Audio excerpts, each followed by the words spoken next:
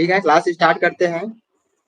तो बेसिकली जो आपका आज का जो टॉपिक है वो बेसिकली इंट्रोडक्शन क्लास है। ठीक है, मैंने अभी यहाँ तक जो आपका मैकेनिकल इंजीनियरिंग जो सिलेबस है जेएसएससी माइन इंस्पेक्टर का, ठीक है, तो उसमें जो मैकेनिकल इंजीनियरिंग का जो सिलेबस इंक्लूड है उसको मैं ऑलरेडी कंप्लीट करा चुका हूँ लाइव क्लासेस में।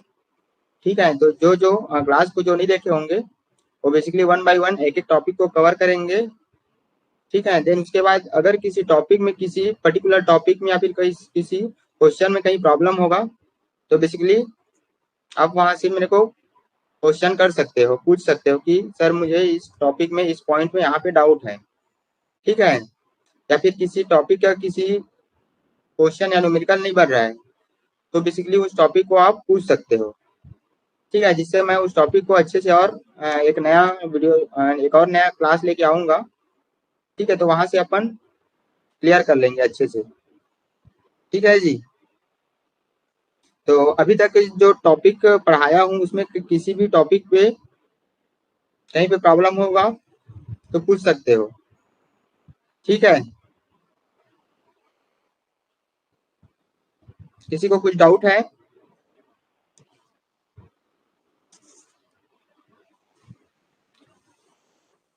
जो मैकेनिकल इंजीनियरिंग का जो पार्ट सी है उसमें मैं बेसिकली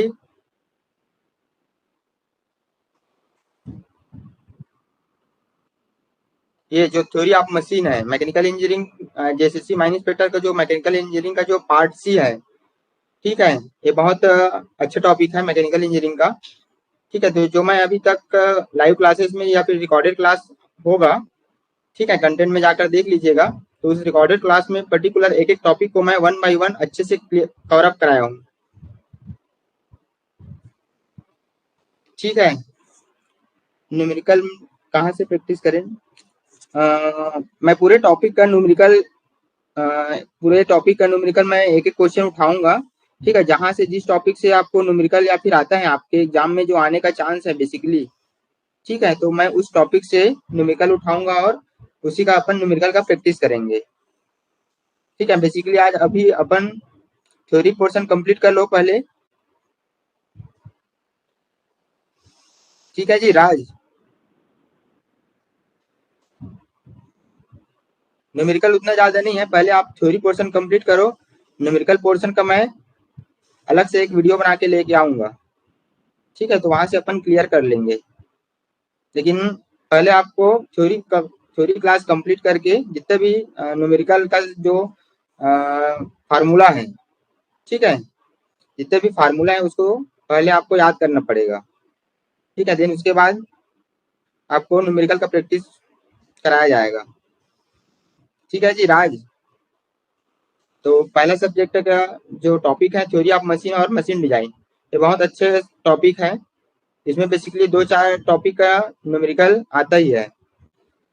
ठीक है, तो इसमें से दो चार टॉपिक को मैं न्यूमेरिकल उठा के ले आऊंगा। ठीक है, देन उसके बाद आपका थर्मल स्ट्रेंथ ऑफ मटेरियल आ जाएगा, इंजीनियरिंग मैकेनिक्स और स्ट्रेंथ ऑफ मटेरियल दे वाला।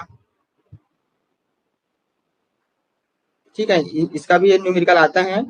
बेसिकली जो जितने भी आपका डिप्लोमा लेवल का एग्जाम हो गया या फिर इंजीनियरिंग लेवल का एग्जाम हो गया, ठीक है, तो बेसिकली उसमें जो न्यूमेरिकल बनते हैं जहां से भी न्यूमेरिकल आने का चांस है वहां से मैं न्यूमेरिकल उठा के लाऊंगा। बेसिकली हूबहू वैसी न्यूमेरिकल आएगा, बस आपको डाटा बस अलग अलग दिया रहेगा, डाटा बस चेंज करके उसी न्यूमेरिकल का जो जो फार्मूला रहेगा उसी में पुट करेंगे और आंसर निकालेंगे। ठीक है, तो उससे बाहर और कहीं से क्वेश्चन नहीं आएगा। ठीक है जी, उसके बाद आपका प्रॉपर्टीज ऑफ प्योर मेटल का हो गया, प्योर सब्सटेंसेस का प्रॉपर्टीज ऑफ प्योर सब्सटेंसेस जितना भी है इसको भी आप इसमें न्यूमेरिकल नहीं आता है, इसमें बेसिकली थ्योरी पोर्शन कंप्लीट कर लेना। ठीक है, देन उसके बाद आपका first law and second law of thermodynamic आएगा। ये बेसिकली थर्मोडायनेमिक का इसमें भी न्यूमेरिकल दो चार क्वेश्चन न्यूमेरिकल बनता है। ठीक है, तो मैं बेसिकली एक आध क्लास में जितने भी टॉपिक का न्यूमेरिकल वाला चैप्टर उठाऊंगा और उसमें से बेसिकली जितने भी न्यूमेरिकल क्वेश्चन बनेगा वहां से मैं क्वेश्चन को प्रैक्टिस करवाऊंगा। ठीक है जी, उसके बाद आपका air standard cycle IC engine का हो गया, इंटरनल कंबशन इंजन का।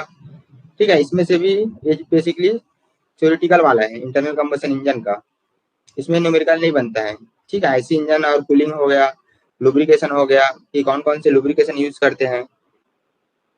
ठीक है, देन उसके बाद आपका रैंकाइन साइकिल हो गया, रैंकाइन साइकिल और बॉयलर में एक दो क्वेश्चन न्यूमेरिकल बनते हैं, और उसमें जो बॉयलर का टाइप हो गया वहां से बहुत क्वेश्चन आता है कि बॉयलर कितने टाइप से होते हैं, बॉयलर का माउंटिंग और एसेसरीज क्या क्या होते हैं।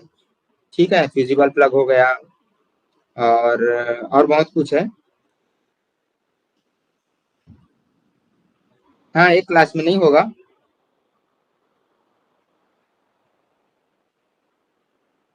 तो आप थ्योरी पोर्शन कंप्लीट कर लिए हो राज, पहले आपको थ्योरी पोर्शन कंप्लीट करना होगा। ठीक है, जितना भी मैं कराया हूँ यार, फिर रिकॉर्डेड क्लास है मैकेनिकल इंजीनियरिंग का। हाँ हाँ, मैं topic wise one by one जितने भी एक एक टॉपिक से चार चार पांच क्वेश्चन उठाऊंगा, वहां से आपको न्यूमेरिकल करवाऊंगा। ठीक है, तो उससे बाहर न्यूमेरिकल नहीं आएगा। ठीक है, मैं जितना न्यूमेरिकल करवाऊंगा बेसिकली उसी फार्मूला का यूज करके, बस आपको डाटा बस अलग दिया रहेगा। ठीक है, डाटा चेंज कर दिया जाएगा, जैसे आपका स्ट्रेंथ आप मटेरियल में है, जैसे आपका स्ट्रेस निकालने का फार्मूला हो गया। स्ट्रेस निकालने का फार्मूला क्या होता है, सिग्मा इक्वल टू फोर्स पर यूनिट एरिया होता है। फोर्स में आपका अलग अलग दे दिया रहेगा, फोर्स की वैल्यू दिया रहेगा, एरिया अलग दिया रहेगा। ठीक है, तो ये बेसिकली आपको डाटा अलग अलग दिया रहेगा। एरिया में यदि सर्कुलर क्रॉस सेक्शन दे दिया रहेगा, इसी को रेक्टेंगुलर क्रॉस सेक्शन एरिया दे दिया रहेगा। अगर सर्कुलर दे दिया रहेगा तो इसका एरिया क्या हो जाएगा, पाई बाई 4 डी स्क्वायर हो जाएगा। ओल्ड क्लास आपको कंटेंट में जाकर देखना पड़ेगा जी। ठीक है, कंटेंट में जाओगे तो जितने भी आपका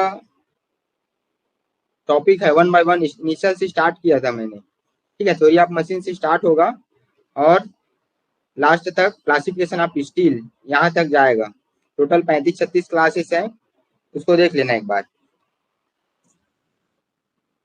थ्योरी नोट्स बनाने के लिए आप गाइड कर दीजिए सर, कुछ दिनों बाद न्यूमेरिकल स्टार्ट करवा दीजिए। नोट्स बनाने की जरूरत नहीं है जी। ठीक है, मैं क्या बोल रहा हूँ अभी, मैं नोट्स को सबको शेयर कर दिया हूँ, नोट्स को भी। ठीक है, ग्रुप में जाकर देखना। उसमें क्या है बेसिकली, जितना भी क्लास हुआ है one by one topic, one by one, जैसे आपका थ्योरी ऑफ मशीन हो गया और मशीन डिजाइन हो गया, इसका मैं 2-3 क्लास लिया हूँ, थ्योरी ऑफ मशीन और मशीन डिजाइन का। ठीक है, ये आपका थ्योरी ऑफ मशीन और मशीन डिजाइन। ठीक है, तो इसमें मैंने concept of machine, 4 bar linkage, ये सब का टॉपिक कवर कराया हूँ। इसमें बेसिकली आपका 4 से 5 क्लास होगा। ठीक है, तो आपको थ्योरी पढ़ने की जरूरत नहीं है, इसी 4 से 5 क्लास को एक बार देख लेना। ठीक है, उसके बाद इसी को रिवाइज करते रहना। इसका मैं पीडीएफ भी, पीपीटी जो बनाया था उसका पीडीएफ, उसका भी डाला हुआ है ऐप में, आप जाके ऐप को देख लेना। ठीक है, और बनाने की जरूरत नहीं पड़ेगा, बस आप एक बार पीडीएफ को रीड कर लेना। ठीक है, उसके बाद मैं न्यूमेरिकल का तो कराऊंगा ही, तो आपको नोट्स बनाने की जरूरत नहीं है। नोट्स के लिए बेसिकली आप जो फार्मूला है उसको लिख सकते हो, पर्टिकुलर टॉपिक का एक एक इंडिविजुअल लिख सकते हो। ठीक है जी, जैसे अब 4 बार लिंकेज हो गया, 4 बार लिंकेज का एक तो न्यूमेरिकल आता है। ठीक है, या ऐसे ऐसे दे दिया रहेगा 4 बार लिंकेज का, उसमें वेलोसिटी निकालने का बोलेगा, या फिर डिग्री ऑफ फ्रीडम निकालने के लिए बोलता है। ठीक है, find the degree of freedom. Link, link क्या क्या होता है, सरफेस कॉन्टेक्ट लिंक होता है, एरिया कॉन्टेक्ट लिंक होता है, वो क्या क्या होता है, ये सब आता ही है। इसमें न्यूमेरिकल बेसिकली एक फ्लाईव्हील का एक न्यूमेरिकल बनेगा, जिसमें फ्लक्चुएशन ऑफ एनर्जी निकालने का बनता है, फिर पावर ट्रांसमिशन ऑफ बेल्ट का बनता है। ऐसे ऐसे टॉपिक का मैं मतलब एक दो टॉपिक का चार चार पांच पांच क्वेश्चन उठा के ले आऊंगा। ठीक है, तो वहां से अपन न्यूमेरिकल को प्रैक्टिस कर लेंगे। ठीक है, तो उससे बाहर आपका कोई और क्वेश्चन नहीं बनेगा। ठीक है, मैं जितना भी कराऊंगा वहां से क्वेश्चन आएगा तो डेफिनेटली बनेगा, आप इसके लिए निश्चिंत रहिए। ठीक है, इस कोर्स में जितने भी आप टॉपिक या सिलेबस कंप्लीट कराया जा रहा है उतना को पढ़ लीजिएगा, मतलब उतना को पढ़ोगे तो बेसिकली आपका सिलेक्शन डेफिनेटली हो जाएगा। ठीक है, इधर उधर से और कहीं पढ़ने की जरूरत नहीं पड़ेगा। ठीक है जी, बाकी अलग अलग जो सब्जेक्ट हैं उसको भी आप बार बार रिवाइज करते रहिएगा। ठीक है, ये नहीं कि आज इसको पढ़ लिए तो 5 दिन बाद उसको पढ़ रहे हैं, फिर 5 दिन बाद इसको भूल गए। ठीक है, तो बेसिकली इसको रोज रिवाइज करते रहना है। ठीक है, एग्जाम तो बेसिकली जब होगा तब होगा, लेकिन हमेशा इसको रिवाइज करते रहना है। बार बार जैसे रिवाइज करोगे तो क्या होता है, वही अपने माइंड में छप जाता है। हाँ, 20 से 25 कोच का सेट लाऊंगा। ठीक है, बेसिकली 20 से 25 सेट का लाऊंगा। उसमें क्या है, अपन एक एक जो न्यूमेरिकल है उसको अच्छे से प्रैक्टिस करेंगे। ठीक है जी। उसके बाद क्या हो गया, फ्लैट बेल्ट का हो गया, क्लच का हो गया। क्लच कितने टाइप से होता है, कौन से क्लच का क्या यूज होता है, गियर कितने टाइप से हो गया, हेलिकल गियर हो गया और बेवल गियर हो गया। ये सब से क्वेश्चन डेफिनेटली आता ही है। ठीक है, गवर्नर हो गया, गवर्नर का क्या यूज है। बेसिकली गवर्नर का डेफिनेशन ही आ जाता है कि which instrument which is used to control the fluctuation of speed. ठीक है, तो बेसिकली गवर्नर क्या करता है, मैंने प्रीवियस क्लास में पढ़ाया हुआ है कि गवर्नर जो है अकॉर्डिंग टू लोड वेरिएशन के कारण जो फ्लक्चुएशन होता है स्पीड में, ठीक है, तो गवर्नर उसको क्या करता है, कंट्रोल करता है। ठीक है, तो इस टाइप से क्वेश्चन बेसिकली आपके एग्जाम में आ सकते हैं। देन उसके बाद क्या हो गया, प्रिंसिपल एंड क्लासिफिकेशन हो गया, गवर्नर का क्या क्या प्रिंसिपल है, रिवेटेड जॉइंट कितने टाइप से होता है, केम हो गया, बीरिंग हो गया, फ्रिक्शन हो गया, friction in collar and pivot में हो गया। ठीक है, तो मैं बेसिकली ये बोलना चाह रहा हूँ कि अभी तक मैं जितना भी क्लास करा चुका हूँ, ठीक है, ये आपका सिलेबस है, ये पूरा कंप्लीट हो चुका है मैकेनिकल इंजीनियरिंग का। टोटल 34 35 क्लासेस होगा एक एक घंटे का। ठीक है, तो उसको आप 15 दिन में कंप्लीट कर लेना, जो नहीं किए हैं वो भी कर लेना। ठीक है, जैसे ही आप इस न्यूमेरिकल थ्योरी पोर्शन को जैसे ही जल्दी कंप्लीट करोगे, थ्योरी पोर्शन को जितना जल्दी कंप्लीट करोगे, उसके बाद मैं न्यूमेरिकल कराऊंगा तो और अच्छे से क्लियर होगा। ठीक है, तो ये बेसिकली आपका मैकेनिकल इंजीनियरिंग का जो सिलेबस है वहां से अच्छे से क्लियर हो जाएगा। ठीक है, देखो ऐसी थ्योरी ऑफ मशीन और मशीन डिजाइन का इतना टॉपिक है, इसमें आपका जितना भी न्यूमेरिकल बनेगा उसको मैं कंप्लीट करा दूंगा। देन नेक्स्ट सब्जेक्ट क्या होगा, इंजीनियरिंग मैकेनिक्स और machine strength of material. Actually जो मैकेनिकल इंजीनियरिंग जो सब्जेक्ट है, मैकेनिकल इंजीनियरिंग जो ब्रांच है, उसमें इंजीनियरिंग मैकेनिक्स और स्ट्रेंथ ऑफ मटेरियल खुद अपने आप में एक अलग अलग सब्जेक्ट है, एक एक सब्जेक्ट है। ठीक है, तो इसमें बहुत क्वेश्चन बनता है। तो मैं सिलेक्टेड सिलेक्टेड जो टॉपिक है उसमें जो न्यूमेरिकल आने का चांस है, 100% आने का चांस है, जो जितने भी एग्जाम हो रहे हैं उसमें आ रहे हैं, वैसी टाइप से क्वेश्चन मैं लेके आऊंगा। ठीक है, तो आप न्यूमेरिकल के लिए निश्चिंत रहिए। और जो थ्योरी पोर्शन है, पहले तो आप उसको थ्योरी पोर्शन को आपको कंप्लीट करना पड़ेगा। ठीक है, जल्दी से जल्दी आप लोग थ्योरी पोर्शन कंप्लीट कर लेना। जैसे एग्जाम 4 महीने बाद है, 3 महीने बाद है, उसके भरोसे रहोगे तो अच्छा नहीं होगा। जितना जल्दी आप सिलेबस कंप्लीट करोगे, ठीक है, सिलेबस जितना जल्दी कंप्लीट होगे, फिर बार बार रिवाइज करते रहोगे तो और अच्छे से क्लियर होगा। ठीक है, जैसे एग्जाम नजदीक आता है तो हड़बड़ी में अच्छे से पढ़ाई नहीं हो पाता है। ठीक है जी, तो आप लोग सबसे पहले तो मेरा यही सजेशन है कि सबसे पहले आप लोग जो थ्योरी पोर्शन है उसको कंप्लीट कर लेना। ठीक है, उसके बाद मैं न्यूमेरिकल कराते जाऊंगा, एक एक टॉपिक का पर्टिकुलर जितने भी आपका न्यूमेरिकल बन सकता है। न्यूमेरिकल का प्रैक्टिस के लिए आप लोग निश्चिंत रहिए। ठीक है जी।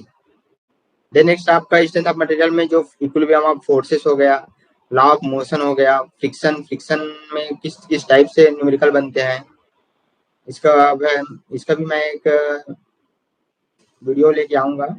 ठीक है, स्ट्रेस स्ट्रेन हो गया, स्ट्रेस और स्ट्रेन में रिलेशनशिप क्या होता है, और इलास्टिक लिमिट स्ट्रेन कितने टाइप से, आपका इलास्टिक कांस्टेंट हो गया, बेंडिंग मोमेंट और शियर फोर्स डायग्राम कैसे बनता है। ठीक है, बीम का अलग अलग बीम जैसे होता है, कैंटिलीवर बीम हो गया, ओवरहैंग बीम हो गया, सिंपली सपोर्टेड बीम हो गया। देन स्ट्रेस इन कंपोजिट बार, इसका भी मैं, इसका न्यूमेरिकल शायद नहीं होगा। ठीक है, तो इसका भी अभी जो पर्टिकुलर अभी जो क्लास कराऊंगा उसमें न्यूमेरिकल ही कराऊंगा, ठीक है। थ्योरी पोर्शन आप एक बार रिवाइज कर लेना, क्योंकि उस टाइम मैं न्यूमेरिकल ज़्यादा नहीं करवाया हूँ। और जो मैं टेस्ट टेस्ट को अपलोड हो गया होगा, ठीक है। मैंने एक पूरा सब्जेक्ट का एक एक पर्टिकुलर टॉपिक वाइज का सर को बोल दिया था कि उसका टेस्ट अपलोड कर देंगे करके, ठीक है। तो बेसिकली आप अगर नहीं देखे होंगे तो उसको भी देख लेना एक बार, टेस्ट को, ठीक है। देन टॉर्सन ऑफ शाफ्ट हो गया, इसका भी न्यूमेरिकल बनता है। बकलिंग ऑफ कॉलम ना हो गया कि फिक्स्ड बीम का बकलिंग कितना होता है, जैसे दो तीन ऐसे फिक्स है बीम, जैसे फिक्स है तो वहां पे जो आपका इफेक्टिव लेंथ है एली, जो आपका इफेक्टिव लेंथ है वो कितना होता है।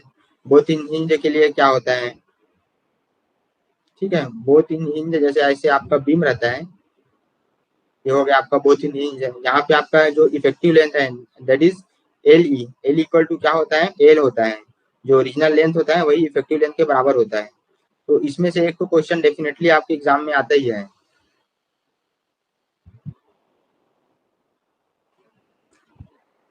टॉपिक वाइज अब टेस्ट अपलोड नहीं है जी, मैंने सर को एक टेस्ट का पूरा सिलेबस का जो जितने भी टॉपिक है उसका टेस्ट बना के दे दिया था। अब का सर पूरे टॉपिक का डाले हैं कि पर्टिकुलर इंडिविजुअल एक एक टॉपिक वाइज डाले हैं, सर से एक बार पूछना पड़ेगा, ठीक है। जो मैनेजमेंट है उससे बात करना पड़ेगा।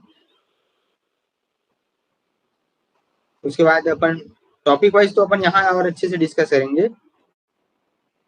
आपके एग्जाम से पहले जो टेस्ट है वो अपलोड हो जाएगा, अगर नहीं हुआ होगा तो, ठीक है। सबसे पहले आपको मेरी यही आप लोगों से सजेशन है कि सबसे पहले जितना थ्योरी पोर्शन है उसको कंप्लीट कर लेना,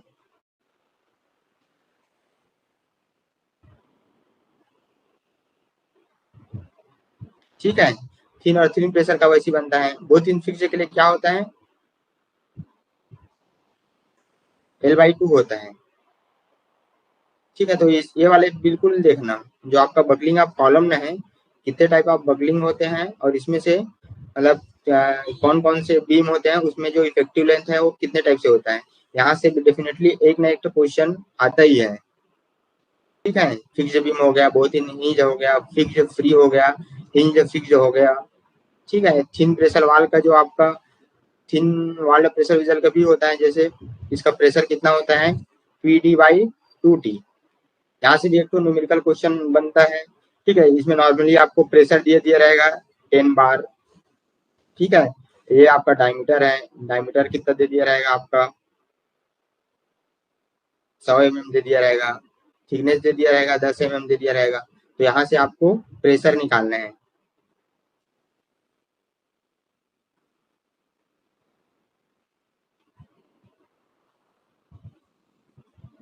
ठीक है। थिन प्रेशर विजल का मैं इससे न्यूमेरिकल क्वेश्चन लेके आऊंगा, तो वहां से आपको और अच्छे से क्लियर हो जाएगा।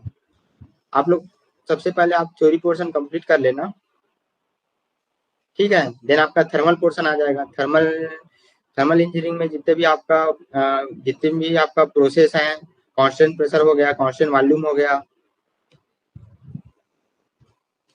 कांस्टेंट प्रेशर प्रोसेस का क्या होता है, कांस्टेंट वॉल्यूम प्रोसेस का क्या होता है, कांस्टेंट टेम्परेचर में क्या होता है, ठीक है। इन सब का आपको फार्मूला याद रखना कि अलग अलग प्रोसेस में फार्मूला क्या होता है। इसमें हीट का फार्मूला क्या होता है, वर्क डन का फार्मूला क्या होता है, इसको मैं अच्छे से पहले प्रीवियस क्लास में करवा चुका हूँ, ठीक है। तो आप एक बार वहां से रीड कर लेना, और डाउट होगा तो पूछ सकते हो, ठीक है। उसका पीवी और टीएच डायग्राम बता चुका हूँ। स्टीम टेबल में क्या होता है उसको भी बता चुका हूँ कि उसमें प्रोसेस कैसे कैसे जनरेट होता है। डेफिनेशन ऑफ सेचुरेशन और saturated steam, wet and super heated का भी बता चुका हूँ, ठीक है। ड्राइनेज फ्रिक्शन क्या होता है, इसमें भी एक न्यूमेरिकल बनता है कि ड्राइनेज फ्रिक्शन क्या होता है। ड्राइनेज फ्रिक्शन डिनोट करता है एक्स इक्वल टू क्या होता है, mass of vapour upon mass of total. Total में क्या होता है, वेपर प्लस वाटर होता है, वेपर प्लस लिक्विड होता है, मास ऑफ लिक्विड ऐसे, ठीक है। This is denoted bye x. इसको क्या बोलते हैं, ड्राइनेज फ्रिक्शन। यहाँ से भी आपका न्यूमेरिकल बनता है। डायरेक्ट आपको आपके एग्जाम में ये दे दिया रहेगा कि what is the formula of dryness friction. यहाँ पे x इक्वल टू क्या दिया रहेगा, mv upon mv plus ml दिया रहेगा, mass of paper upon mass of paper plus liquid रहेगा, ठीक है। या फिर ऐसे दे दिया रहेगा mass of liquid upon total mass of L plus mv दे दिया रहेगा, ठीक है। तो यहाँ से अलग अलग क्वेश्चन बनता ही है। तो सबसे पहले आप अगर जो मैं पहले से थ्योरी पोर्शन करा लिया हूँ उसको देख लोगे तो यहाँ से अच्छे से क्लियर हो जाएगा, ठीक है। देन नेक्स्ट सब्जेक्ट आपका क्या हो जाएगा, फर्स्ट लैब थर्मोडायनेमिक। इसमें आपका फर्स्ट लैब थर्मोडायनेमिक का जो डेफिनेशन है वो आता है कि फर्स्ट लैब थर्मोडायनेमिक में जो स्टेटमेंट है वो क्या होता है।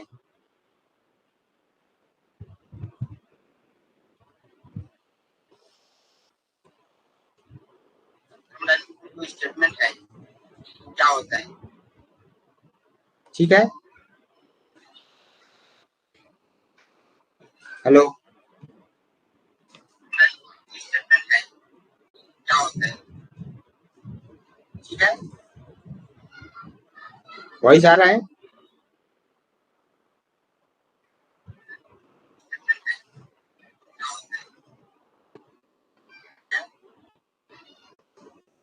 वॉइस आ रहा है।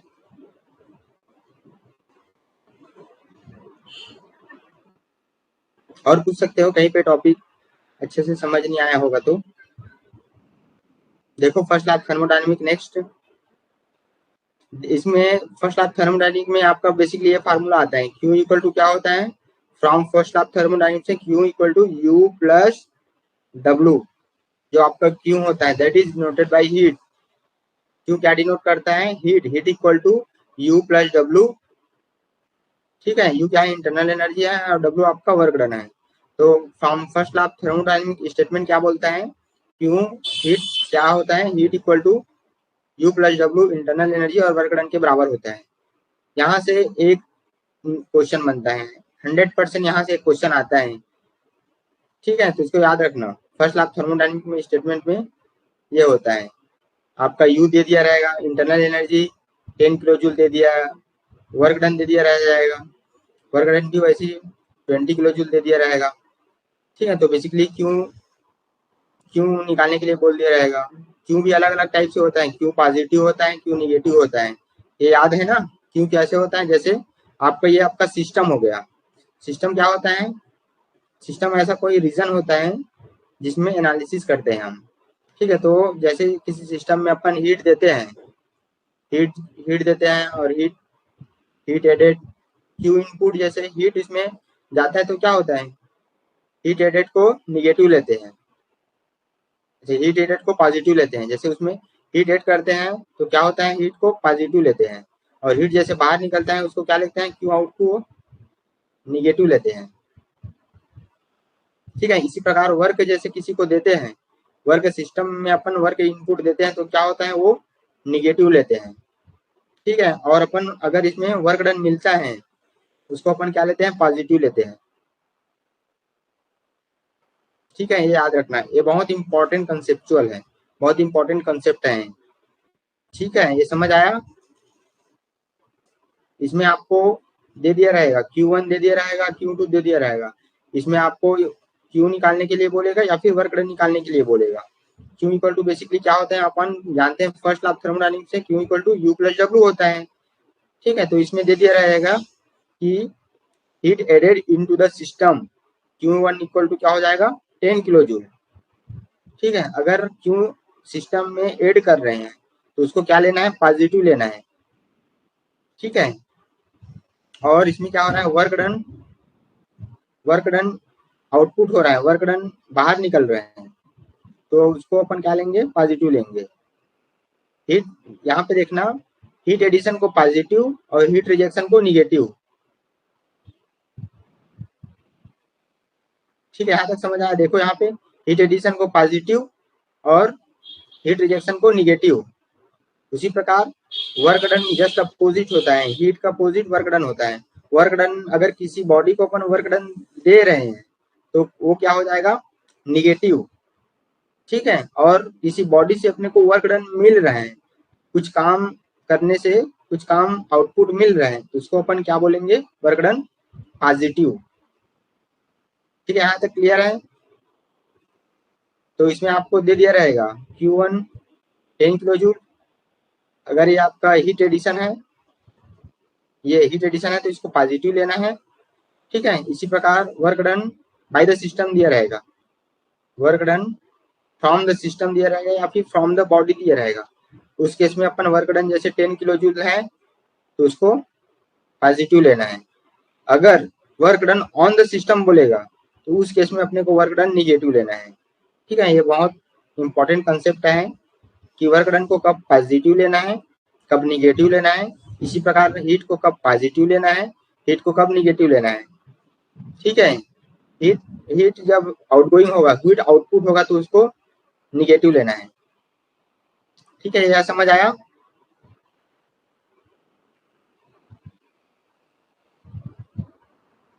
साइकिल में क्या होता है, साइकिल क्या होता है, इसमें इनिशियल और फाइनल प्रोसेस सेम रहते हैं, इसको अपन साइकिल बोलते हैं।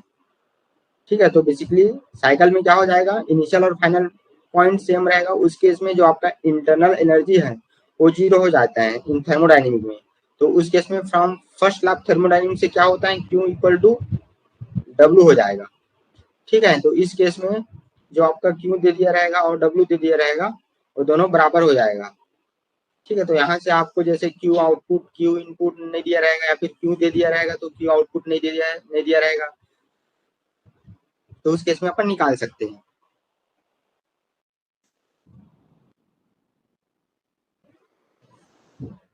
नहीं समझ आया जी?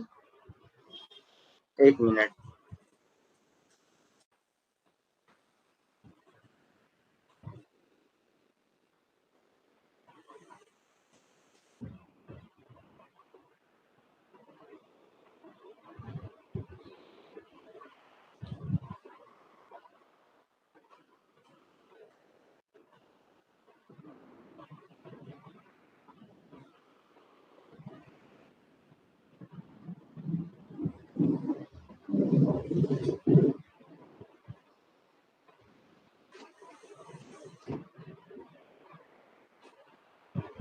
एक मिनट, मैं एक डाउट क्लियर कर दूंगा।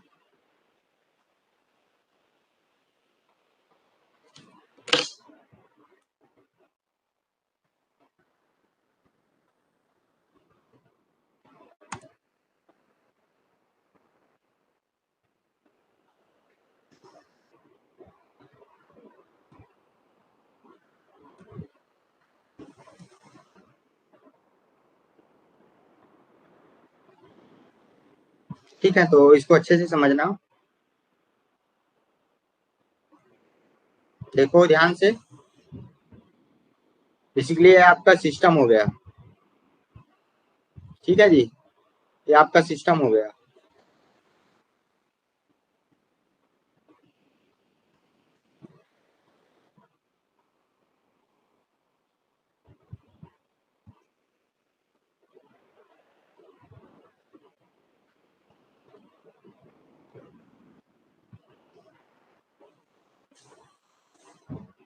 ठीक है, तो बेसिकली ये आपका सिस्टम हो गया। ठीक है, तो अपन फर्स्ट लॉ थर्मोडायनेमिक्स से क्या जानते हैं, Q equal to U, sorry क्या हो जा रहा है पेन, एक सेकेंड।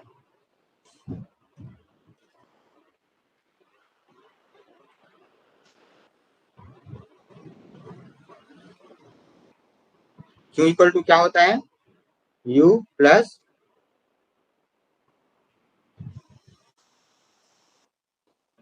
पेन, क्या हो रहा है समझ नहीं आ रहा है।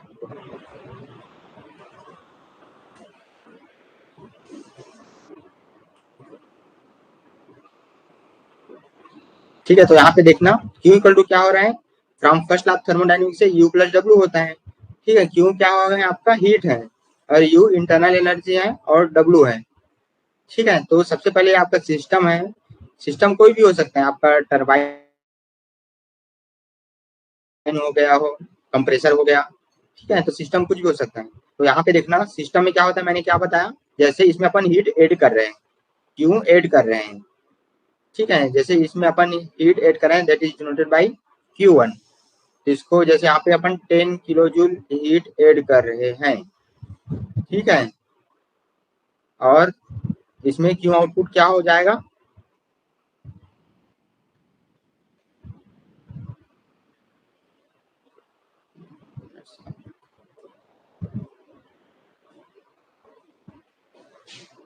Q output that is denoted bye Q2, जैसे 20 किलो जी है, ठीक है, और इसी में आपका जो वर्क इनपुट है वो W है, वर्क इनपुट कितना हो जाएगा 5 किलो जूल मान ले, ठीक है। इसी प्रकार वर्क आउटपुट कितना है आपका,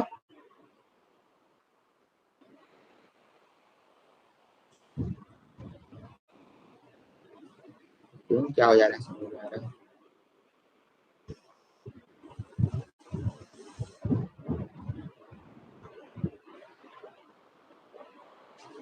ठीक है, यहाँ तक समझ आया क्यू इनपुट और क्यू आउटपुट।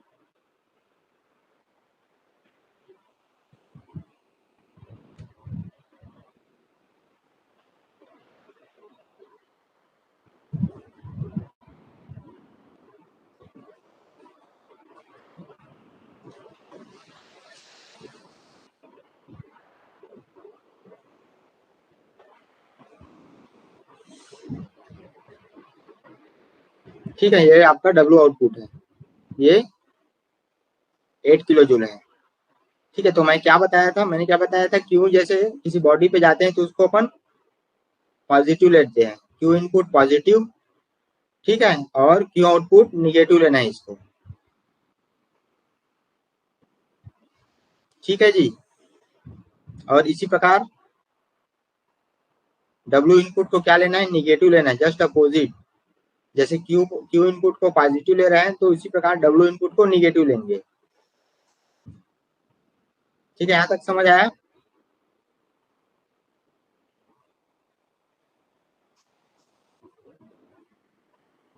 इसको निगेटिव लेना है, क्यू डब्ल्यू इनपुट को निगेटिव लेना है, इसी प्रकार डब्ल्यू आउटपुट को पॉजिटिव लेना है, ठीक है, यहाँ तक समझ आया। इसे मैं न्यूमेरिकल लेके आऊंगा तो वहां से अच्छे से क्लियर हो जाएगा, ठीक है। तो इसके लिए आप निश्चिंत रहिए, बेसिकली आज का इंट्रोडक्शन क्लास है तो टॉपिक वन बाय वन एक बार डिस्कस करा रहा हूँ, ठीक है, फिर नेक्स्ट क्लास में अपन एमसीक्यू लेके आएंगे, ठीक है। देन आपका सेकंड लॉ ऑफ थर्मोडायनामिक हो गया, सेकंड लॉ ऑफ थर्मोडायनामिक से भी क्वेश्चन आता है,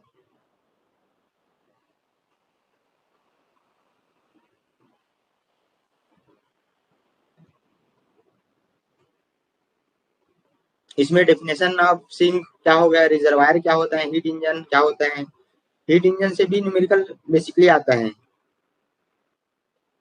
ठीक है। हीट इंजन में क्या होता है, हीट इंजन का एफिशिएंसी क्या होता है जी, एनी आइडिया किसी को, एफिशिएंसी इक्वल टू क्या होता है,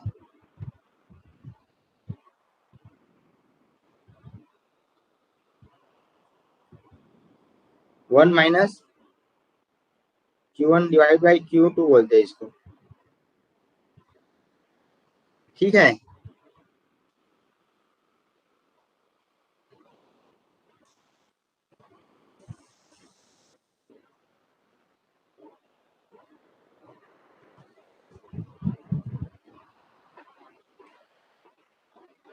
work done upon heat input होता है, W अपॉन Q1 होता है,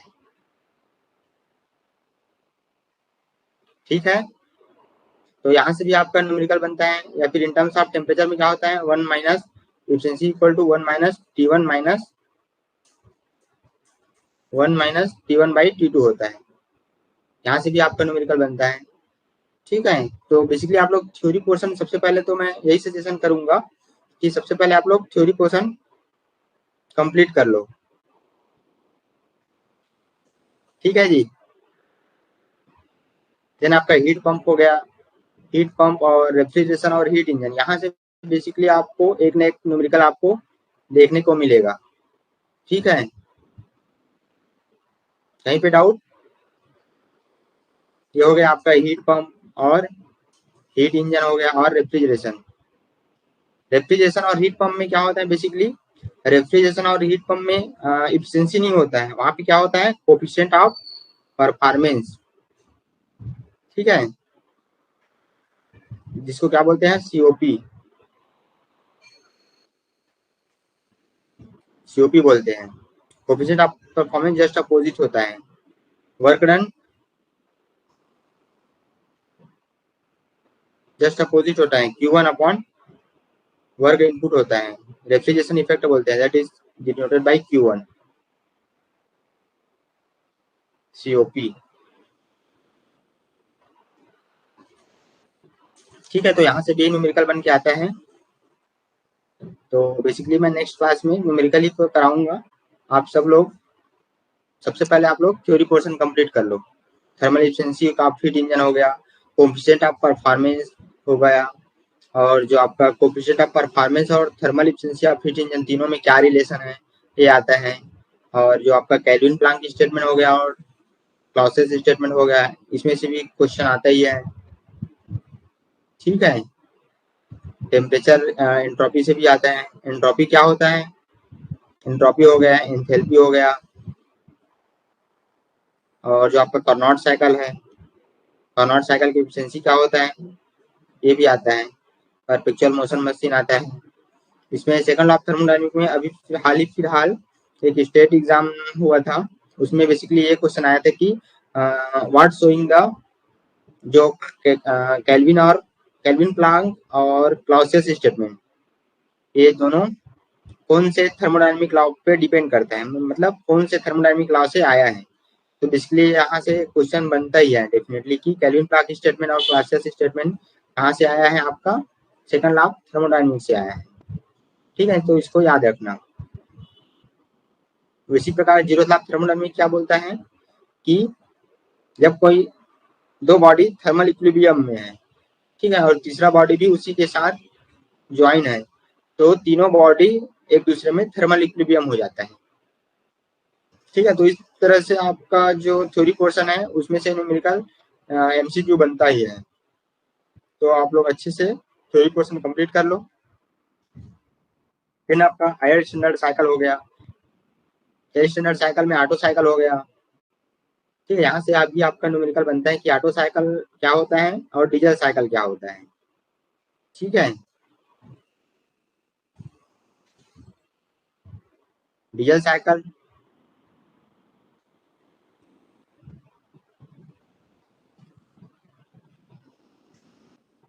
ये हो गया ऑटो साइकिल।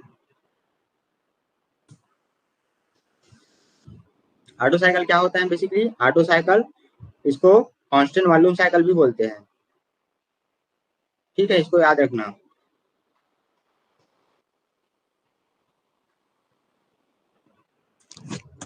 ठीक है, ऑटो साइकिल को क्या बोलते हैं, ये आपका जैसे ऑटो साइकिल हो गया, ऑटो साइकिल को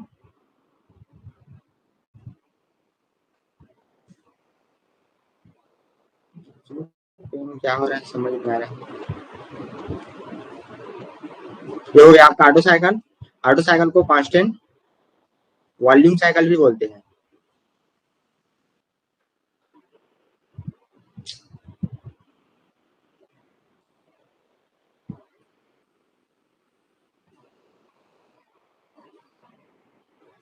ठीक है, इसको कांस्टेंट वॉल्यूम साइकिल बोलेंगे। इसी प्रकार डीजल साइकिल, ये वाला हो गया आपका डीजल साइकिल। डीजल साइकिल सबसे पहले कांस्टेंट वॉल्यूम साइकिल क्यों बोलते हैं ऑटो साइकिल को, क्योंकि उसमें जो हीट एडिशन है और हीट रिजेक्शन है वो बेसिकली किसमें होता है, कांस्टेंट वॉल्यूम प्रोसेस में होता है। इसी कारण ऑटो साइकिल को कांस्टेंट वॉल्यूम प्रोसेस भी कहते हैं, इसको याद रखना, ठीक है। बेसिकली यहाँ से क्वेश्चन डायरेक्ट क्वेश्चन बनता है कि ऑटो साइकिल को और किस नाम से जानते हैं, ठीक है जी। उसका पीवीटीएस डायग्राम दिया दिया रहेगा कि पीवीटीएस डायग्राम कैसे बनता है, ऐसे रहता है ना जी टीएस डायग्राम।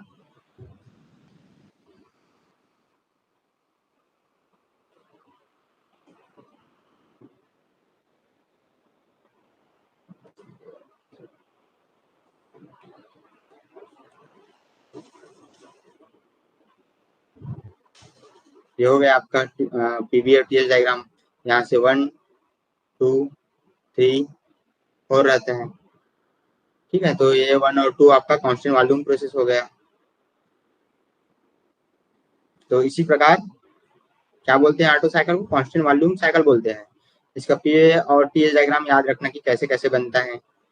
ठीक है, उसके बाद डीजल साइकिल को क्या बोलते हैं? इसको कांस्टेंट प्रेशर साइकिल बोलते हैं। क्यों कांस्टेंट प्रेशर साइकिल बोलते हैं? इसमें जो एक प्रोसेस होता है वो कांस्टेंट प्रेशर पे हीट एडिशन होता है। ठीक है, ऐसे।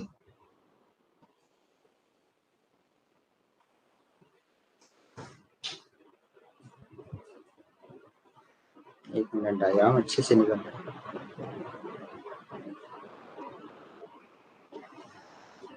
ठीक है, ये आपका क्या हो गया?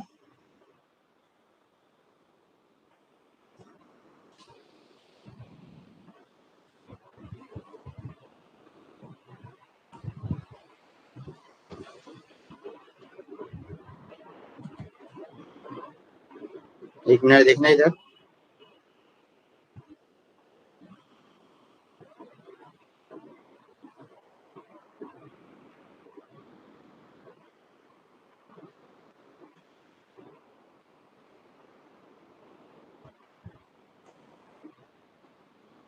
सॉरी, एक मिनट।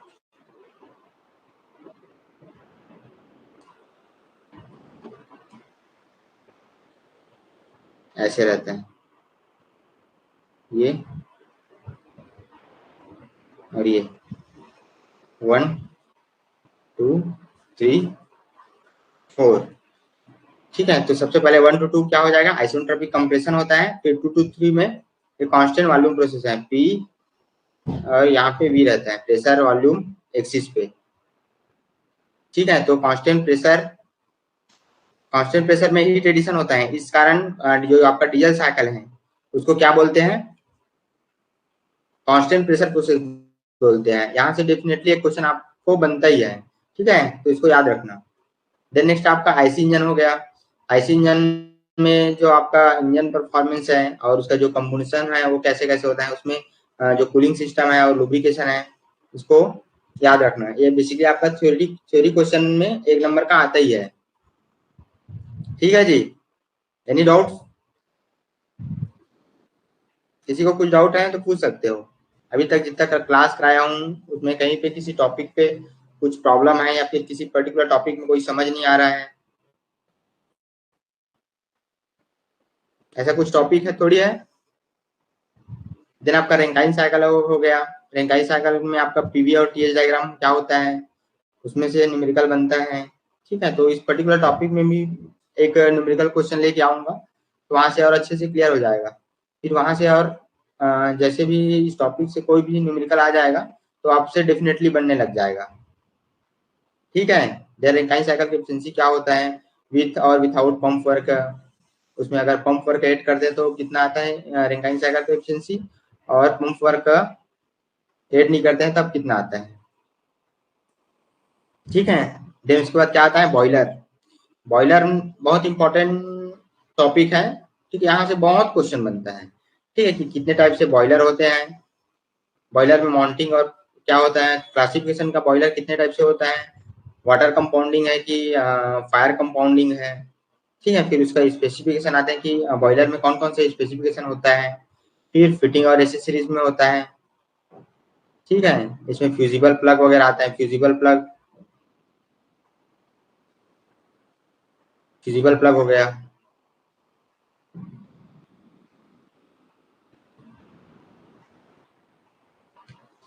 ठीक है, यहाँ तक। ब्लॉक कॉक हो गया। मतलब ये जितने भी आपका फिटिंग एसेसरीज में जितने भी आपका आता है टर्म या फिर इंस्ट्रूमेंट, वहां से बेसिकली बॉयलर का क्वेश्चन बनता ही है। ठीक है, तो इसको याद रखना।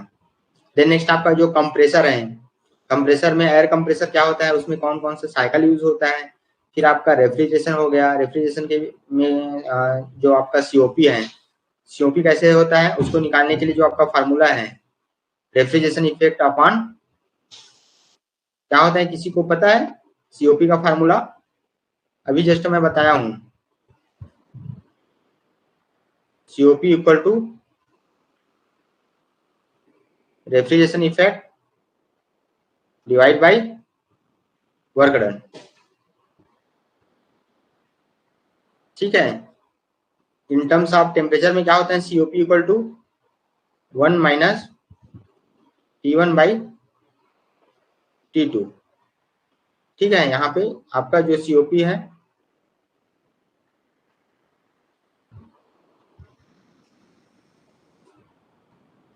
या फिर इसी को क्या ले सकते हैं, टी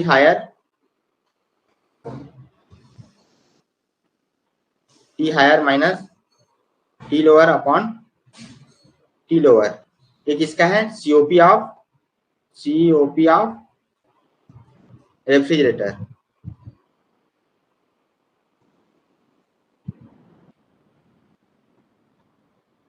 ठीक है, ये आपका सीओपी ऑफ रेफ्रिजरेटर का है।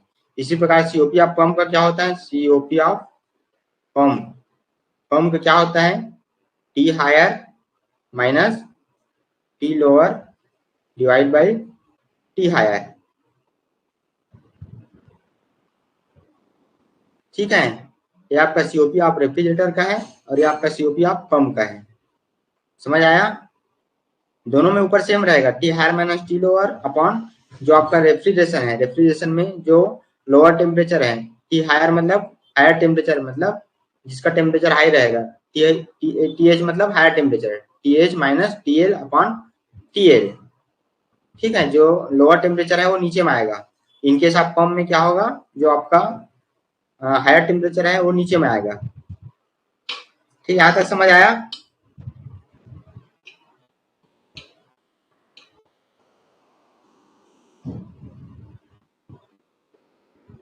ठीक है, देन इसके बाद आपका स्टीम टरबाइन हो गया।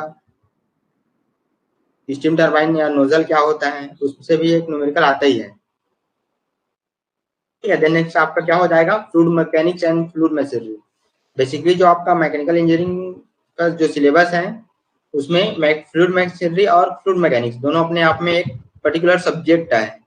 ठीक है, तो आपके जो जेएसएससी माइन इंस्पेक्टर का जो सिलेबस में इंक्लूड है मैकेनिकल इंजीनियरिंग का पोर्शन, ठीक है, तो उसमें जो मैकेनिकल फ्लूइड मशीन और मशीनरी का ये जो टॉपिक है उसमें इतना टॉपिक कवर किया हुआ है। ठीक है, तो ये सब टॉपिक कंप्लीट हो चुका है।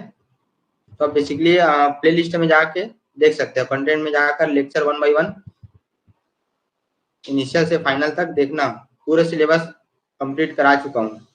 ठीक है, इससे बाहर और कोई मतलब ऐसा कोई टॉपिक छूटा नहीं है जिससे नहीं कराया गया होगा। ठीक है, आप लोगों की एग्जाम को ध्यान में रखते हुए पूरा टॉपिक का पूरा सिलेबस कंप्लीट करा चुका हूँ। ठीक है, यदि कुछ टॉपिक में कुछ न्यूमेरिकल इनकेस आप आ जाता है तो उसको भी अपन कंप्लीट करेंगे। ठीक है, जितने भी आपका न्यूमेरिकल बनेगा। ठीक है, यहाँ तक क्लियर है। देन आपका फ्लूइड प्रॉपर्टीज हो गया। फ्लूइड मैकेनिक्स में आपको क्या क्या पढ़ना है, प्रॉपर्टीज क्या क्या होता है फ्लूइड का, आइडियल फ्लूइड क्या होता है, रियल फ्लूइड क्या होता है, न्यूटन्स लॉ ऑफ विस्कोसिटी। यहाँ से एक क्वेश्चन डेफिनेटली बनता है कि न्यूटन्स लॉ ऑफ विस्कोसिटी क्या होता है। हाल ही फिलहाल में अभी स्टेट पीसीएस का एक एग्जाम हुआ था। ठीक है, उसमें फ्लूइड मैकेनिक्स से एक क्वेश्चन आया था कि जो आपका शियर स्ट्रेस है, शियर स्ट्रेस क्या होता है, किसी को कुछ आइडिया है शियर स्ट्रेस का formula Newton's law of viscosity में।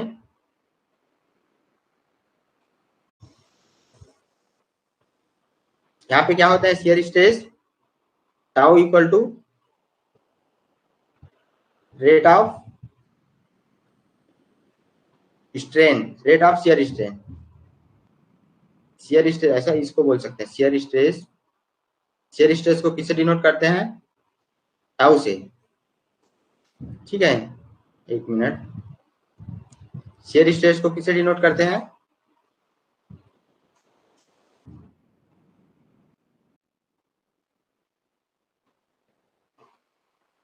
टाउ से। ठीक है, तो बेसिकली आपके एग्जाम में एक क्वेश्चन आता है कि न्यूटन्स लॉ ऑफ विस्कोसिटी में जो आपका शियर स्ट्रेस है वो किसके प्रोपोर्शनल होता है। ठीक है, तो यहाँ पे याद रखना shear stress tau, shear stress tau क्या होता है, mu D U by D Y होता है।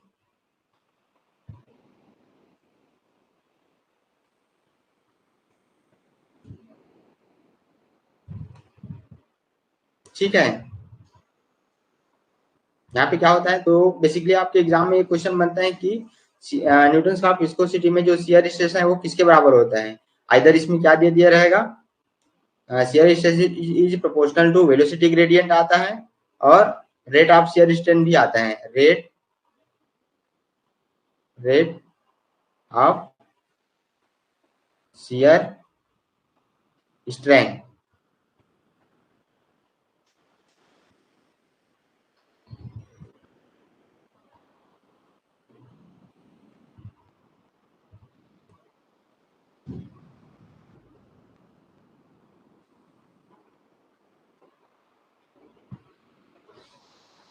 ठीक है, यहाँ तक क्लियर है। तो basically Newton law of viscosity में एक क्वेश्चन यहाँ से आता है। फिर न्यूटोनियन फ्लूइड और नॉन न्यूटोनियन फ्लूइड क्या होता है, ठीक है, पता है ना न्यूटोनियन और नॉन न्यूटोनियन क्या होता है। न्यूटोनियन फ्लूइड उसको बोलते हैं जो न्यूटन लॉ ऑफ विस्कोसिटी के जो लॉ को फॉलो करता है, ठीक है, means shear stress is directly proportional to rate of shear strain.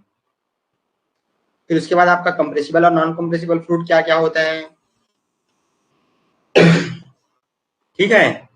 Compressible fluid किसको बोलते हैं, जिसका डेंसिटी चेंज होता है, और जिसका डेंसिटी चेंज नहीं होता उसको अपन क्या बोलते हैं, इनकम्प्रेसिबल फ्लूइड। जैसे वाटर क्या है, एक इनकम्प्रेसिबल फ्लूइड है, उसका डेंसिटी चाहे 1 लीटर लो या फिर पूरे नदी का पानी ले लो, ठीक है, तो वहां पे क्या होता है, एक इनकम्प्रेसिबल फ्लूइड वाटर है। जो आपका एयर हो गया वो क्या है, कंप्रेसिबल फ्लूइड है, एयर हो गया, ठीक है, तभी तो अपन उसको पंप करते हैं जी। कंप्रेसिबल फ्लूइड है तो उसका डेंसिटी अलग अलग होता है। इनकम्प्रेसिबल फ्लूइड में क्या आता है, वो बेसिकली वाटर बस आता है, ठीक है, यहाँ तक क्लियर है। फिर फ्लूइड स्टैटिक्स में क्या क्या आ जाएगा, प्रेशर पॉइंट क्या क्या होता है, प्रेशर का फार्मूला क्या होता है, वहां का बेसिकली क्वेश्चन बनता है। फिर मेजरमेंट ऑफ फ्लूइड प्रेशर क्या होता है, यूट्यूब मैनोमीटर हो गया, इंक्लाइन ट्यूब मैनोमीटर हो गया, ठीक है। देन उसके बाद फ्लूइड काइनेमेटिक्स में क्या क्या आता है, स्ट्रीम लाइन किसको बोलते हैं, उसमें लेमिनार फ्लो और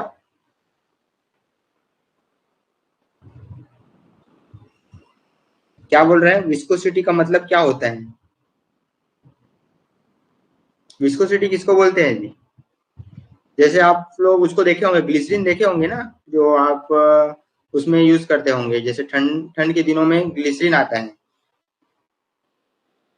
ग्लिसरीन क्या होता है, बेसिकली बहुत गाढ़ा होता है, ठीक है, तो उसको अपन विस्कोसिटी बोलेंगे। उसमें जो प्रॉपर्टी रहेगा, मतलब उसमें क्या गाढ़ापन को अपन क्या बोलेंगे, विस्कोसिटी, श्यानता बोलते हैं उसको, श्यानता, ठीक है, यहाँ समझ आया।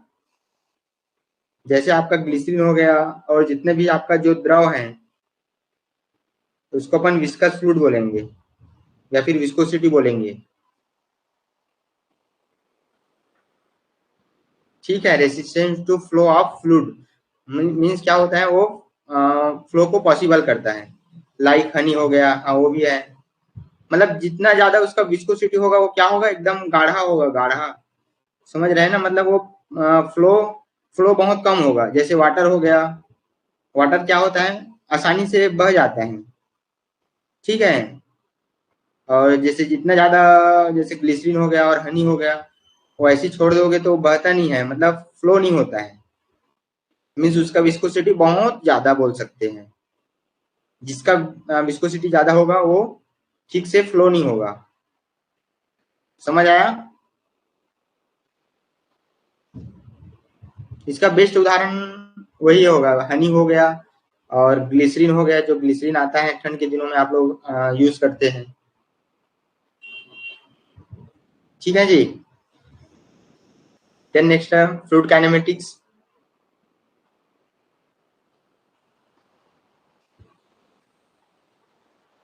कंटिन्यूटी इक्वेशन होगा, यहाँ से भी आपका एक न्यूमेरिकल बनता है। कंटिन्यूटी इक्वेशन क्या होता है, इसको अच्छे से याद रखना है, इनकम्प्रेसिबल फ्लूइड और कंप्रेसिबल फ्लूइड, यहाँ से बेसिकली आपका एक न्यूमेरिकल आता ही है। वाटर क्या है, कंप्रेसिबल है कि इनकम्प्रेसिबल है, ठीक है, वाटर समझ आया। वाटर क्या है, एक तरह से इनकम्प्रेसिबल फ्लूइड है, मीन्स उसका डेंसिटी सेम रहता है।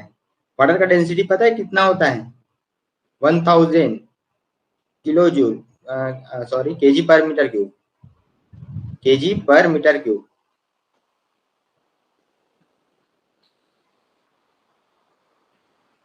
ठीक है।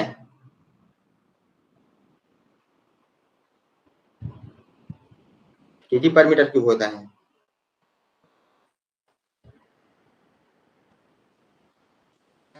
देन नेक्स्ट क्या हो जाएगा, डायनेमिक में आपका बर्नौली इक्वेशन हो गया। बर्नौली इक्वेशन क्या होता है, उसमें जो हेड है कितना कितना होता है, वेलोसिटी की हेड हो गया, प्रेशर हेड हो गया, और एप्लीकेशन ऑफ बर्नौली इक्वेशन क्या होता है, ये पता है ना। बर्नौली इक्वेशन का एप्लीकेशन कहाँ कहाँ पे होता है, इसमें से भी एक क्वेश्चन आता है कि बर्नौली इक्वेशन में कौन कौन से एप्लीकेशन है और उसका जो स्टेटमेंट है वो कौन कौन से रूल को फॉलो करता है। जैसे फ्लूइड शुड बी इनकम्प्रेसिबल हो गया, इनविस्कस हो गया, ठीक है।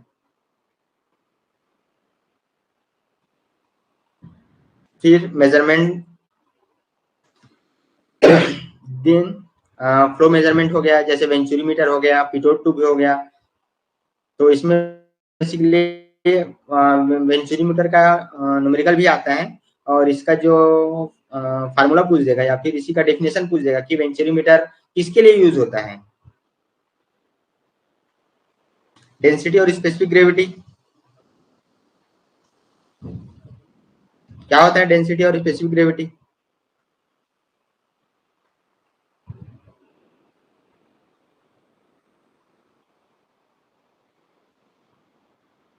दोनों ऑलमोस्ट सेम होता है जी। देखो क्या होता है डेंसिटी, डेंसिटी केजी पर मीटर क्यूब होता है, जबकि स्पेसिफिक ग्रेविटी क्या होता है, density of fluid upon density of standard fluid होता है। दोनों में डिफरेंस है, सॉरी। देखो डेंसिटी में क्या होता है, एक मिनट, डेंसिटी का यूनिट क्या होता है, that is denoted by rho, KG पर मीटर क्यूब होता है, मींस मास पर यूनिट वॉल्यूम होता है, ठीक है, मास पर यूनिट वॉल्यूम होता है। और स्पेसिफिक ग्रेविटी क्या होता है, इसको एस से डिनोट करते हैं, ठीक है। तो स्पेसिफिक ग्रेविटी क्या होता है, density of standard fluid, density of fluid मतलब जिस फ्लूइड का अपन डेंसिटी निकाल रहे हैं, density of fluid upon density of standard fluid, ठीक है। स्टैंडर्ड फ्लूइड में क्या आ जाएगा, आपका वाटर आ जाएगा, ऐसे होता है। ये समझ आया, डेंसिटी और स्पेसिफिक ग्रेविटी क्या होता है। स्पेसिफिक ग्रेविटी को क्या बोलते हैं, रिलेटिव डेंसिटी भी बोल सकते हैं, ठीक है। उसी प्रकार स्पेसिफिक वॉल्यूम को क्या बोलते हैं, specific means per unit mass होता है, ठीक है। स्पेसिफिक मतलब समझते हो ना, जैसे किसी स्पेसिफिक ग्रेविटी हो गया, स्पेसिफिक और कुछ बोल सकते हैं, जैसे स्पेसिफिक एंट्रोपी हो गया, स्पेसिफिक एंथैल्पी हो गया। मींस अगर स्पेसिफिक वर्ड किसी शब्द में जुड़ा हुआ है, किसी वर्ड में जुड़ा हुआ है, ठीक है, तो उसमें क्या होता है, पर यूनिट मास होता है,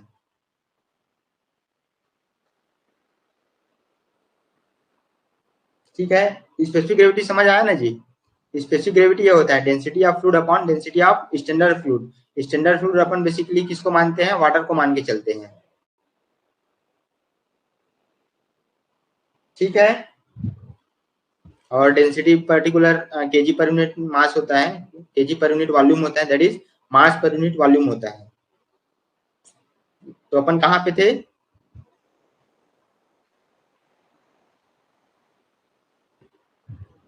वाटर की स्पेसिफिक ग्रेविटी क्या हो जाएगी, देखो मैं अभी क्या बताया हूँ, स्पेसिफिक ग्रेविटी क्या होता है, स्पेसिफिक ग्रेविटी ऑफ फ्लूइड, ठीक है। मैं मीन्स इस स्पेसिफिक ग्रेविटी में क्या होता है, इसी में अपन कुछ भी ले सकते हैं, जैसे पारा ले सकते हैं, जैसे मरकरी ले सकते हैं, और ये हमेशा स्टैंडर्ड रहेगा, वाटर नीचे में जो रहेगा वो स्टैंडर्ड रहेगा। स्पेसिफिक ग्रेविटी इक्वल टू क्या होता है, that is denoted by S.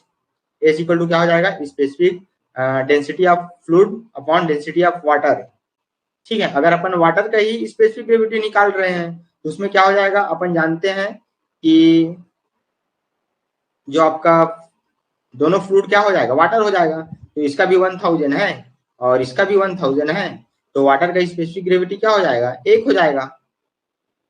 समझ आया, वाटर की स्पेसिफिक ग्रेविटी एक होती है 4 डिग्री सेंटीग्रेड में।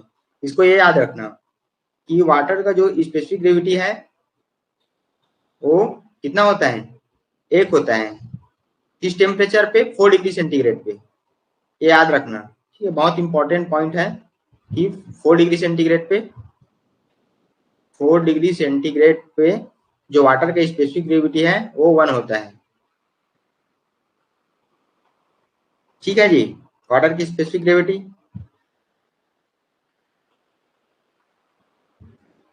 उसी प्रकार मरकरी का कितना होता है? 13.6 होता है। ठीक है, मरकरी का जानते हो ना? मरकरी, मरकरी में क्या होता है? मरकरी का specific gravity S G, H G. Mercury का स्पेसिफिक ग्रेविटी क्या होता है? स्पेसिफिक ग्रेविटी ऑफ फ्लूइड, मतलब या फिर डेंसिटी ऑफ फ्लूइड कितना हो जाएगा? 36,000 ऐसा होता है। 1300, 30,600, 13,600 अपॉन 1000। ठीक है, तो जो आपका मरकरी है उसका स्पेसिफिक ग्रेविटी कितना हो जाएगा? 13.6 हो जाएगा।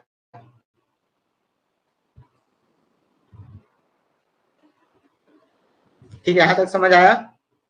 मरकरी का जो आपका स्पेसिफिक ग्रेविटी है वो कितना होता है? 13.6। और वाटर का ये याद रखना, ये 1 होता है। किस पॉइंट टेम्परेचर पे? 4 डिग्री सेंटीग्रेड टेम्परेचर पे। ठीक है, यहाँ तक क्लियर है? इसको याद रखना। वेंचुरीमीटर क्या होता है? Venturimeter rate of flow measure करने का, flow flow of fluid, that is Q, Q measure करने का एक इंस्ट्रूमेंट है। ठीक है, क्यू क्या है? Rate of flow. फ्लो क्या होता है? मीटर क्यूब पर सेकेंड होता है। इसी प्रकार ओरिफिस मीटर भी आपका मीटर क्यूब पर सेकेंड है। इसमें एक आपका क्वेश्चन बन सकता है कि वेंचुरी मीटर का क्या यूज है? तो वेंचुरी मीटर और ओरिफिस मीटर दोनों का यूज सेम है। उसको rate of flow of fluid measurement करने का यूनिट है। ठीक है जी। और जो आपका पिटोट ट्यूब है वो velocity measurement, velocity of fluid, fluid का जो वेलोसिटी है उसको मेजरमेंट करने का यूज होता है। ठीक है, यहाँ तक समझ आया? रॉबिन सिंह, और कहीं पे डाउट है? देन आपका प्रोडक्शन इंजीनियरिंग का सिलेबस है। ये भी जितने भी आपका क्लासिफिकेशन है, स्टील है, माइल्ड स्टील है, कौन कौन से स्टील है, कितना हीट ट्रीटमेंट होता है, यहाँ से न्यूमेरिकल बनता है। ठीक है, ये बेसिकली आपका थ्योरी पोर्शन है। यहाँ से भी मैं टॉप एमसीक्यू या फिर टॉप 100 एमसीक्यू लेके आऊंगा, वहां से अपन अच्छे से क्लियर कर लेंगे। फिर वहां से जैसे आप एक बार अच्छे से क्लियर करोगे, फिर रिवाइज करोगे, तो ऐसा कोई क्वेश्चन नहीं रहेगा जो आपसे डेफिनेटली एग्जाम में नहीं बनेगा। ठीक है, मैं यहाँ इस बैच में या फिर इस क्लासेस में जो जेएसएससी माइनिंग इंस्पेक्टर का जो माइनिंग ज्ञान कोर्स करा रहा है उसमें पूरा सिलेबस कंप्लीट कराया गया है। ठीक है, तो उससे ऐसा कोई टॉपिक नहीं छूटा है जिसको नहीं कराया गया होगा। ठीक है जी, बेसिकली जितना कराया हूँ उतना सफिशिएंट है, और कहीं से पढ़ने की जरूरत नहीं है। बार बार रिवाइज करते रहिएगा, और कुछ डाउट होगा तो बेसिकली आप पूछ सकते हो। मेरा व्हाट्सएप नंबर तो देख लिए होंगे। ठीक है, मेरा व्हाट्सएप नंबर में आप फिर फ्री कॉल करके भी पूछ सकते हो कि किसी पर्टिकुलर टॉपिक में या फिर किसी सब्जेक्ट में कहीं पे कुछ न्यूमेरिकल नहीं बनेगा तो। ठीक है जी। वेल्डिंग में भी बहुत सारा क्वेश्चन बनता है कि वेल्डिंग में क्या होता है, टीआईजी वेल्डिंग क्या होता है, और एमआईजी वेल्डिंग। दोनों में बहुत एक तो कॉमन क्वेश्चन आता है कि टीआईजी है वेल्डिंग, टीआईजी को क्या बोलते हैं? Tungsten inert gas welding. उसमें उसमें क्या यूज होता है? नॉन कंज्यूमेबल इलेक्ट्रोड यूज होता है। ठीक है, जो आपका टीआईजी है उसमें नॉन कंज्यूमेबल इलेक्ट्रोड यूज होता है।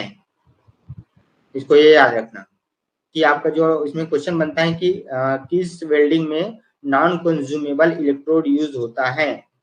ठीक है, तो इसमें आप बेसिकली ये TIG tungsten inert gas welding याद रखना। एमआईजी वेल्डिंग भी वैसी होता है, हीट ट्रीटमेंट आता है, और बाकी सब ठीक है। फोर्जिंग हो गया, मेटल कटिंग हो गया, ड्रिलिंग हो गया, शेपिंग हो गया, ग्राइंडिंग मशीन हो गया। ठीक है, तो यहाँ से बेसिकली एक ना एक क्वेश्चन बन के आता है, तो आप लोग अच्छे से क्लियर कर लेना। और जितना भी आपका सिलेबस कंप्लीट हो चुका है या फिर किसी पर्टिकुलर टॉपिक में कोई दिक्कत होगा तो पूछ सकते हो। ठीक है,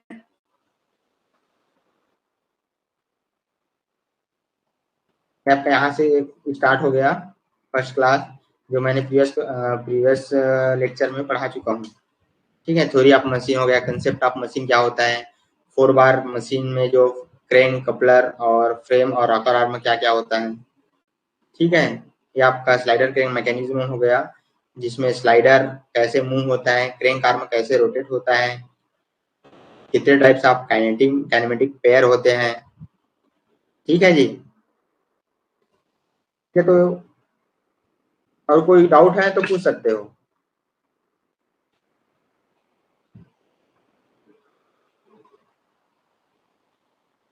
एनी डाउट्स?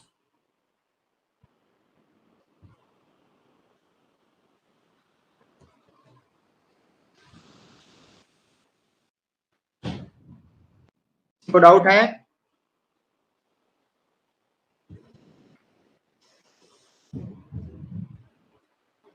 ठीक है, तो आप लोग अच्छे से तैयारी करते रहिए, और जो भी टॉपिक कराया हुआ है उसको अच्छे से बार बार रिवाइज करते रहिएगा। ठीक है, अपन क्या करते हैं, जैसे एग्जाम बहुत दिन है तो कुछ दिन पढ़ते हैं फिर छोड़ देते हैं। तो बेसिकली उसमें क्या होता है, जो आपका पहले से कॉन्सेप्ट बना हुआ है, ठीक है, जैसे आप उसमें पर्टिकुलर क्या होता है, जैसे अपन एग्जाम अभी लेट है तो अपन अभी पढ़ना स्टार्ट नहीं करते हैं, या फिर उस लेवल का पढ़ाई नहीं करते हैं जितना जरूरत है। ठीक है, तो अपन क्या करते हैं, धीरे धीरे अपन टाइम को ऐसी यूटिलाइज नहीं कर पाते हैं, तो उसका जो बाद में इन रिजल्ट में पता चलता है। ठीक है, तो अभी आपके लिए एक गोल्डन चांस है, जो आपका पर्टिकुलर पोस्ट है उसमें अपना एक सीट कंफर्म कराने का। ठीक है, तो मैं आशा करता हूँ कि आप सभी अच्छे से तैयारी करो, डेफिनेटली आपका सिलेक्शन होगा। ठीक है, और जो माइनिंग ज्ञान का जो अभी पर्टिकुलर जो बेच चल रहा है, उसमें जितने भी टॉपिक हैं, जितने भी आपका सिलेबस में टॉपिक दिया हुआ है, जो आपके जेएसएससी माइन इंस्पेक्टर का जो सिलेबस है उसमें डेफिनेटली अच्छे से कराया हुआ है।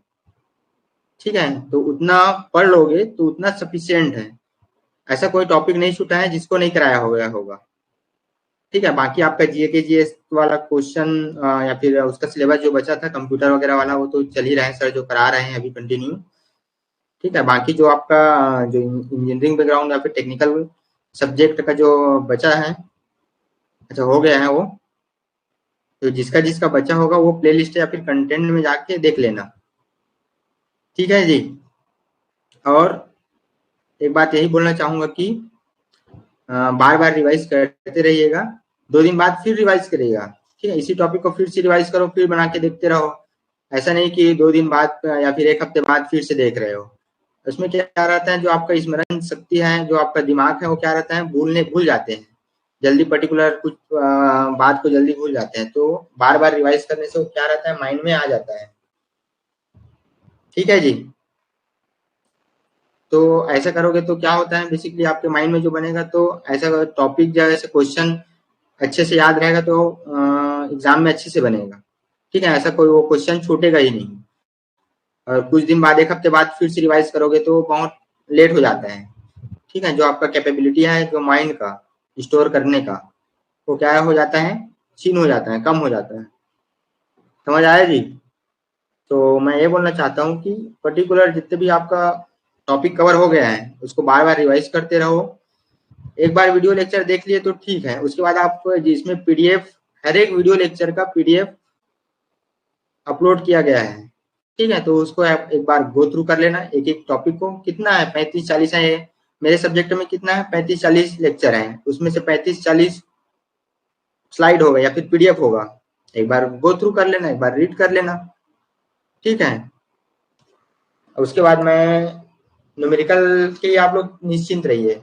न्यूमेरिकल का मैं हर एक टॉपिक का जितना भी न्यूमेरिकल आता है, टॉप सेलेक्टेड टॉपिक का जो भी क्वेश्चन न्यूमेरिकल बन सकता है, ठीक है, उसको मैं लेके आऊंगा और अपन क्लास में ऐसी प्रैक्टिस करते जाएंगे। और जितने भी आपका एमसीक्यू बनेगा पूरे टॉपिक का, टॉप 100 क्वेश्चन, टॉप 20 क्वेश्चन, ठीक है, तो ये सब क्वेश्चन भी मैं लेके आऊंगा। ठीक है जी। तो यही आशा करता हूँ कि आप लोग अच्छे से पढ़े, अच्छे से तैयारी करें। डेफिनेटली ये ना सोचे कि अभी एग्जाम लेट है तो अभी नहीं पढ़ूंगा, कल पढ़ूंगा, परसों पढ़ूंगा। तो इसमें क्या होता है, आपका जो माइंड सेट है वो अच्छे से स्टोर नहीं कर पाता है। ठीक है, अभी से जैसे एग्जाम अभी से भर लिए या फिर जिसका भरना बच गया होगा वो जल्दी से भर लीजिए और एग्जाम का वेट मत करिए। एग्जाम जब होगा तब होगा। क्या करने है अपने को, पहले अपन सिलेबस कंप्लीट करते हैं, फिर टेस्ट दिलाते हैं और रिवाइज करते रहो। ठीक है, बहुत अच्छा प्लेटफॉर्म है जो माइनिंग ज्ञान है। उसमें आप हर एक टॉपिक का, हर एक सब्जेक्ट का अच्छे से पढ़ सकते हो। और इसमें जैसे अपन इंटरेक्शन क्लास आज हो गया, तो पर्टिकुलर जैसे किसी टॉपिक का नहीं रहेगा, कुछ समझ नहीं आएगा या फिर कुछ दिक्कत रहेगा, तो वहाँ पे आप लोग बता देना कि ये टॉपिक में दिक्कत है, तो अपन उसका एक बार रिवीजन क्लास लेके आ सकते हैं। ठीक है जी, वहाँ से और अच्छे से क्लियर हो जाएगा। मेरा मोटो ये है कि कोई सा भी टॉपिक, जैसे मैकेनिकल इंजीनियरिंग का सिलेबस में ऐसा कोई टॉपिक नहीं छूटना चाहिए जो आपसे ना बने। ठीक है, पूरा सब क्वेश्चन, जितने भी क्वेश्चन आएगा आपके जो मैकेनिकल इंजीनियरिंग का पार्ट है, उसमें एक भी क्वेश्चन छूटना नहीं चाहिए। मेरा मोटो, मेन मोटो यही है कि सब क्वेश्चन बने। ठीक है, भीड़ में अलग करना है तो पर्टिकुलर हर टॉपिक को अच्छे से पढ़ो, और सिलेक्शन लेना है तो बार बार रिवाइज करते रहो।